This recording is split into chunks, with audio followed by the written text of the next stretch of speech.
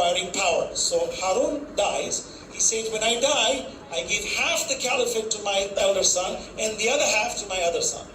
See, the Muslim empire was broken into two parts, the Arab part and the Persian part. The Persian part was given to Mamun. The Arab part was given to Amin. But as you know, as soon as Harun died, his elder son declared himself as the de facto caliph everywhere. So he challenged his brother. So Mamun wanted to get rid of his brother. Look at this absurdity. Who are these? Khulafa, Khalifatullah. Supposedly, the ones who are supposed to represent Islam, they're like children, babies fighting for a lollipop. So what does Mamun decide? He figures that I'm weak, my brother is stronger, so I'm going to play a trick. He calls Imam Reza towards him. He knows the power of Imam Reza was not to be questioned. So he now pulls Imam Reza to Persia. And you know how Imam Reza goes to Persia? Subhanallah, it's a very interesting history. He goes for Umrah and he follows the same path Imam Hussein followed going to Karbala. Unbelievable. The Imam goes and then he takes a turn and goes towards Persia and he ends up in Persia. And when Imam Reza arrives, Mamun now is trying to use Imam Reza. So he tries to play a trick. He said, look, these members of Ahlul Bayt have always been oppressed. Since Imam Ali alayhi salam's time, their khilafah has been taken. We, the families, have usurped it.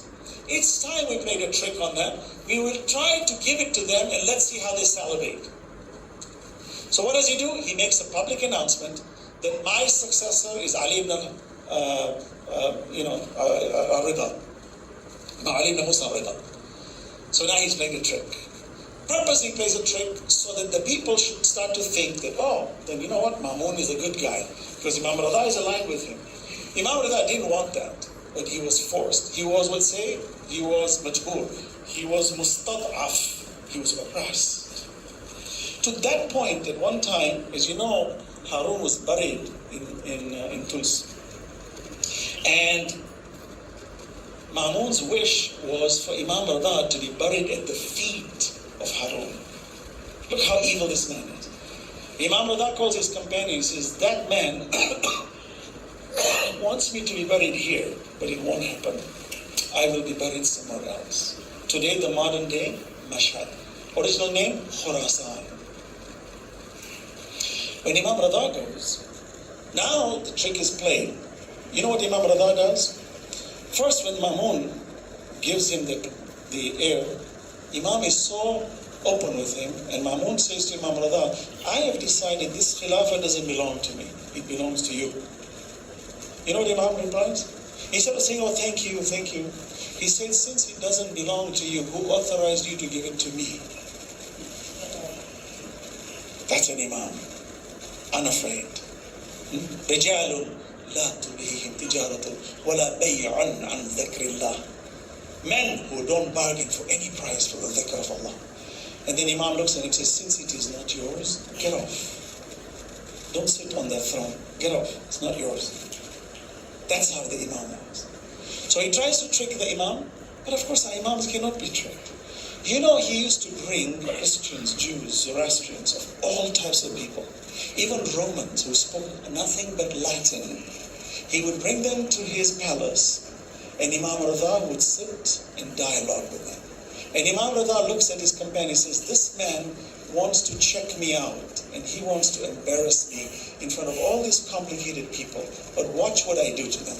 Imam would look at the Roman and he would reply him in Latin, pure Latin, and he would make that man into a Muslim. He would look at the Zoroastrian, he would speak in their language and he would make them into believers. He would look at the Christian and make them into Muslim. He would look at the Jew, he would make them into a Muslim. He would take an atheist and he would make them into a Muslim.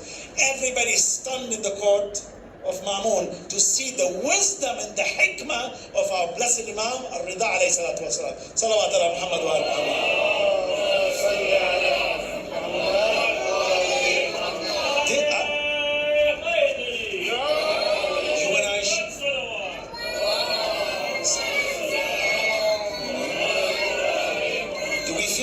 Yes, but that's not enough. You should say, now I need to go to the library. I need to read the Quran. My Imam was like this. This is how he spoke. I want to speak like that. I want to follow because they are the Safina to know. And if I stay too far behind, I'll drown. And I can't go ahead of them. So let me stay right behind them. This Allah loves the most. This. In conclusion tonight, Imam Reza suffered a lot. He was known as Gharib al-Ghuraba. You know why he's called Gharib al-Ghuraba? He's a stranger among strangers. The people of Khurasan were strangers. But the beauty of the people of Persia was that they had an affinity to Ahlul Bayt. They loved Ahlul Bayt early on. You know that most of the scholars and the leaders of the Sunni world were Persians.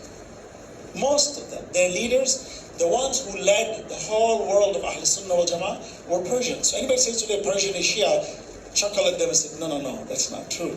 Originally, it was all, their leaders were all from that region. But the love of Ahlul Bayt. And if you look at the geopolitics today, I'm telling us, Ma'mun in the grave is kicking himself what he did.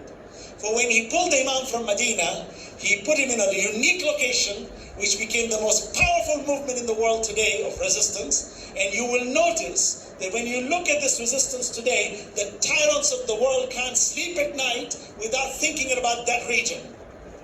And when you talk to the people of that era, of this region, ask them, who's your power? They say, the Rida. Imam Rida is our power.